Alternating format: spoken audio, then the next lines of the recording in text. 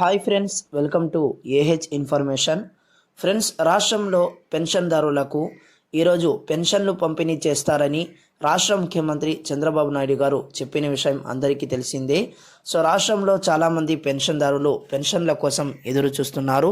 కానీ రాష్ట్రంలో పలు చోట్ల పెన్షన్ల పంపిణీ ఆగిపోయింది. సో ఏ కారణం చేత ఆగిపోయిందో మనం ఈ వీడియోలో తెలుసుకుందాము. అసలు పెన్షన్ పంపిణీ ఈరోజు చేస్తారా లేదా అనేది కూడా మనం ఈ వీడియోలో తెలుసుకుందామండి. సో ఈ వీడియోలోకి వెళ్ళే ముందు ఒక చిన్న రిక్వెస్ట్ ఫ్రెండ్స్, ఈ వీడియోని ఎక్కడ స్కిప్ చేయకుండా పూర్తిగా చూడండి. అలాగే ఈ వీడియో నచ్చితే కంపల్సరీ లైక్ చేయండి, మన ఛానల్ని సబ్స్క్రైబ్ చేసుకుని ఫాలో అవుతుండండి.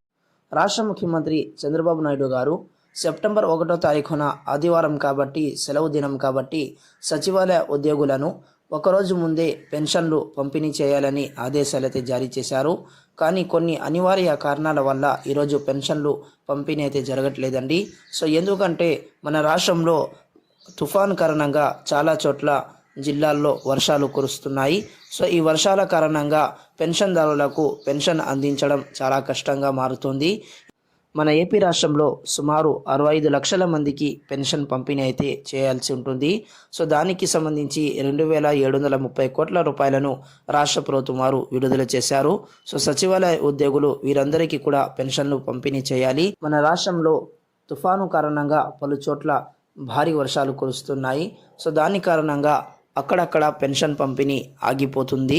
సో కాబట్టి ఎవరైతే పెన్షన్దారులు పెన్షన్ ఈరోజు పొందలేకపోయారో వారందరికీ మరో అవకాశాన్ని ఇస్తూ రాష్ట్ర ప్రభుత్వం వారు ఆదేశాలైతే జారీ చేసిందండి. సో సెప్టెంబర్ 2వ తారీఖున కూడా మళ్ళీ పెన్షన్ పంపిణీ అనేది చేస్తామని ఆయన హామీ ఇచ్చారు. సో రాష్ట్రంలో పలు చోట్ల ఆగిపోయిన పెన్షన్దారులు ఎవరైతే పెన్షన్లు పొందలేదో వారందరికీ కూడా పెన్షన్ పంపిణీ అనేది 2వ తారీఖున ఇస్తారండి. సో ఎవరు కంగారు పడాల్సిన అవసరం లేదు. సో ప్రతి ఒక్క పెన్షన్దారుడికి పెన్షన్ డబ్బులను అందించడమే లక్ష్యంగా ప్రభుత్వం పెట్టుకుంది. సో ఇదండి అప్డేట్. ఈ వీడియో నచ్చితే కంపల్సరీ లైక్ చేయండి, మన ఛానల్ని సబ్స్క్రైబ్ చేసుకుని ఫాలో అవుతుండండి. So thanks for watching this video. All the best.